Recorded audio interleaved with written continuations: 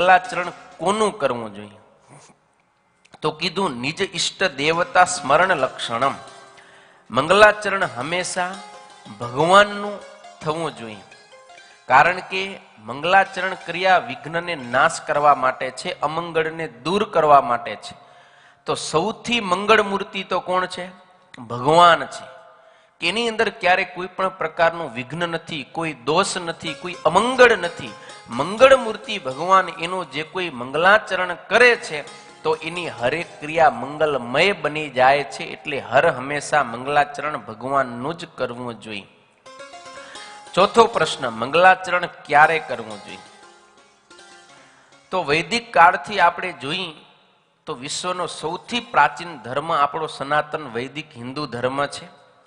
અને આપણા સનાતન વૈદિક હિન્દુ ધર્મની અંદર ઋષિ મુનિઓની પરંપરા આપણે જોઈએ છીએ તો એની અંદર આપણને 3 જગ્યાએ મંગલાચરણ કરેલું જોવામાં આવે છે. એક તો કાર્યના પ્રારંભમાં, એક કાર્યના મધ્યમાં અને એક કાર્યના અંતમાં. એટલે શરૂઆતમાં, વચ્ચે અને છેલ્લે આ 3 જગ્યાએ મંગલાચરણ કરવાનું હોય છે. આનું આપણે થોડુંક વિચારી તો આપણો દિવસ છે એમાં પણ આપણે 3 વખત મંગલાચરણ કરવું જોઈએ. જેમ કે સવારે, બપોરે અને રાત્રે. સવારે જ્યારે આપણે ઉઠીએ ત્યારે સીધું એમને એમ બાથરૂમ ભણી ભાગી ન જવું જોઈએ. થોડીક વાર આપણે પથારીમાં બેસી ભગવાનનું ધ્યાન કરી અને આપણે ભગવાનનું સ્મરણ કરી મંગલાચરણ કરીને આપણા દિવસનો આપણે પ્રારંભ કરવો જોઈએ. નાહી ધોઈ પછી આપણે પૂજા પાઠ કરી અને દિવસનો પ્રારંભ કરવો જોઈએ. એ દિવસનો મંગલાચરણ છે, જેથી કરીને દિવસ દરમિયાન આવનારા આપણા તમામ વિઘ્નો છે ને એ દૂર થઈ જાય છે. આખો દિવસ આપણો નિર્વિઘ્ન પસાર થાય છે. તો બપોરે આપણે ફરીથી જ્યારે ભોજન કરવા માટે બેસીએ ત્યારે પણ ભગવાનને આપણે સંભાળવા જોઈએ, યાદ કરવા જોઈએ કે હે પ્રભુ, તો મને સમયે સમયે ભોજન આપે છે, એ બદલ હું તારો આભારી છું, ઋણી છું. આ રીતે ભગવાનનું સ્મરણ કરવું જોઈએ. તો એનાથી પણ આપણા જીવનની અંદર ઘણા બધા ફાયદા થાય છે. અને એવી જ રીતે રાત્રે સુવા જ્યારે જઈએ એનાથી પહેલા આપણે ભગવાનનો થોડી વાર ધ્યાન કરી ભગવાનનો આભાર વ્યક્ત કર્યો કે હે પ્રભુ, મને જે જુએ છે તું મને બધું આપે છે અને મારો આખો દિવસ તમારી કૃપાથી બહુ સારી રીતે પસાર થયો.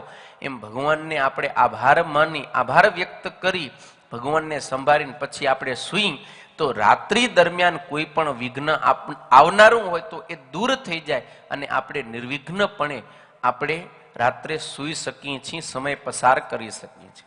એટલે આવી રીતે દિવસમાં 3 વખત આપણે ભગવાનને સંભાળવા જોઈએ.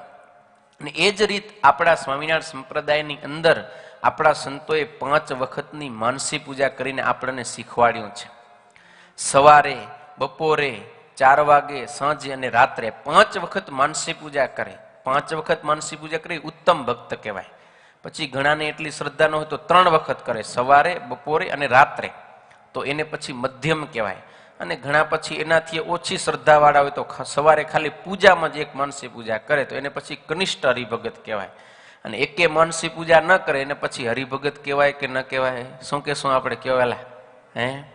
તો પછી એટલે આપણે ભગવાનના ભક્ત છીએ તો દિવસ દરમિયાન આપણે મંગલાચરણ કરતા રહેવું જોઈએ.